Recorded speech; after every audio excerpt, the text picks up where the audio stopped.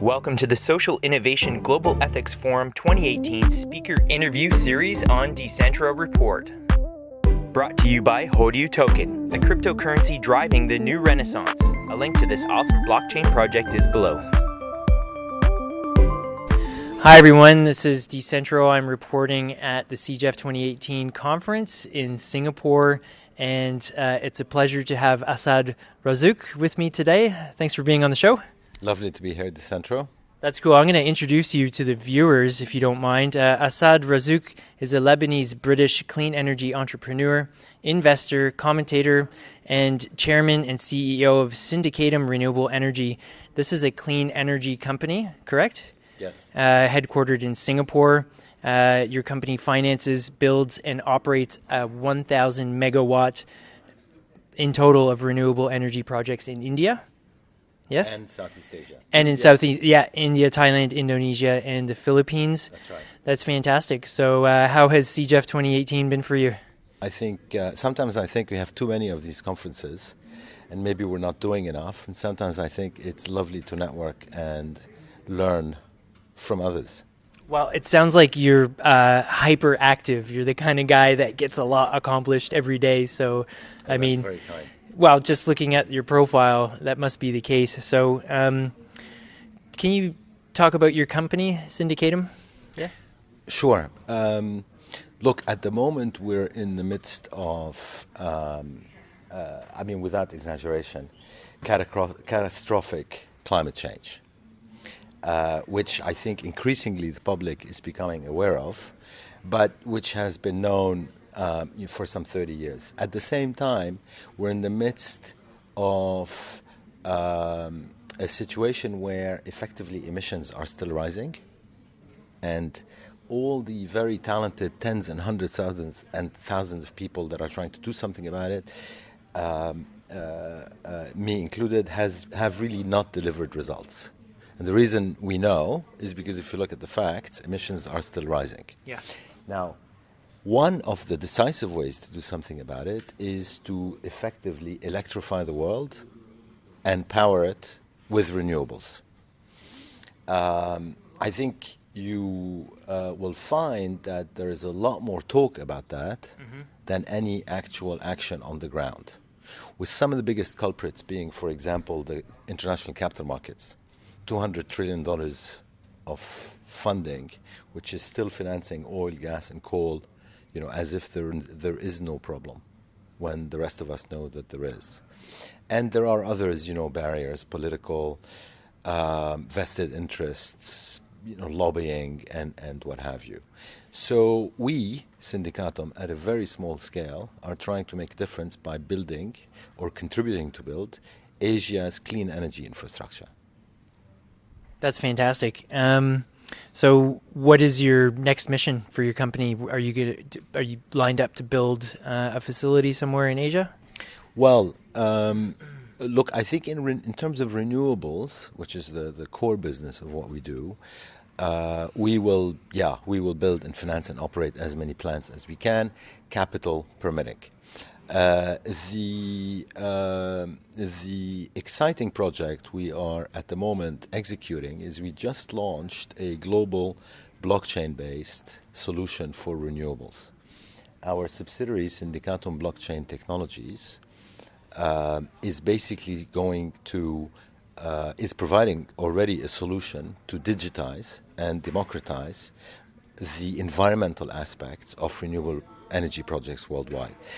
In effect, the blockchain in particular, I think in our case, is able to eliminate paperwork, increase trust, and at the same time drive potentially much more capital into renewables. Because if you go back to what I was saying before, the problem is we're not spending enough money fast enough to change the world.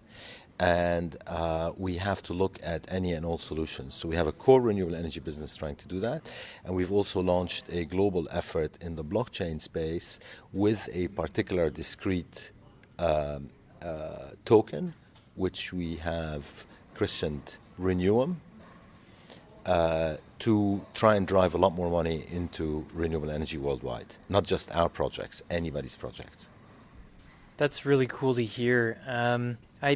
Talking to you, I recall an article I read years ago, maybe 5 years ago now. Google did research in America, and they mapped out all the geothermal energy that's available.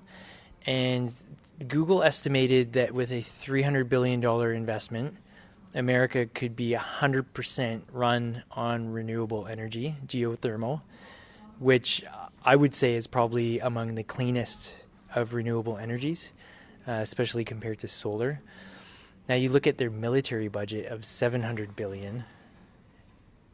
How can we change the priorities? And let's just say that America did go fully geothermal. The oil companies would go bust. The coal industry would go bust. How can we bring those companies on board and actually incentivize them to let go of their current stranglehold on the energy sector? Do you see what I'm getting at? Yeah. What do you think? To be frank, it's not going to happen. You're not going to bring them on board. I think. Can't we say, okay, we're going to invest. We'll give you guys this piece of the pie if you. No, can't. We can't say that.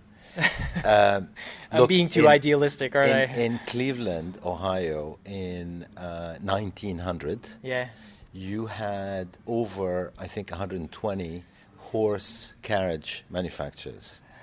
None of them became car companies. Some tried. None became car companies. The DNA of an oil and gas and coal company is about oil, gas, and coal. I don't think that's time, to be honest, that's well spent. California, 2 days ago, announced it's going to be 100% powered by renewables and carbon-free by 2045. So clearly it can be done. Yeah. This is the 5th largest economy in the world. It is. Right?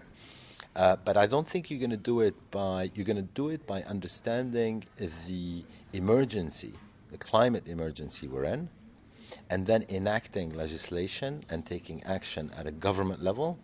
And the citizens have to do their part on a bottom-up level by making a lot of noise. Mm-hmm. That's how you're going to do it. And when you have massive transformations, the last thing that happens usually is for the former incumbents to do anything about it or to even see it happening. Industries transform, and former incumbents become, features in history books. And this is what's going to happen with the clean energy economy, and this is what's happening now. You just have to kind of see the signs. With California being, I would say, the most important global sign that has been sent out in 2018 about this particular topic. Right. Interesting. I interviewed a project here in Singapore at the World Blockchain Summit. It's called Silent Technology, out of Switzerland. And they can attach their plant to a CO2 emitting factory, for example, a concrete plant or an incinerator, and take 100% of the CO2 emissions and turn it into methanol. Is that the kind of investments that you would be interested in pursuing and promoting? Definitely not. Not? No. That type of business is neither cost effective, nor do we have time to invest 25 years to find a solution at a cost effective way. So the technology already exists. It already exists. Yeah. No, I'm quite familiar with the technology. Anything that has to do with carbon capture and transformation doesn't work. We need work. It does. It's just economically it doesn't work. Okay. It's not going to happen. Right. Now we have all the technologies that we need. We have to be very careful not to fall into a trap where the argument becomes that oh my God, we haven't got all the technologies that we need, so therefore let's go and focus on that. R&D is very important, and it needs to be applied probably massively more than it is today. But the solutions all exist today to electrify the world and fuel it with clean energy.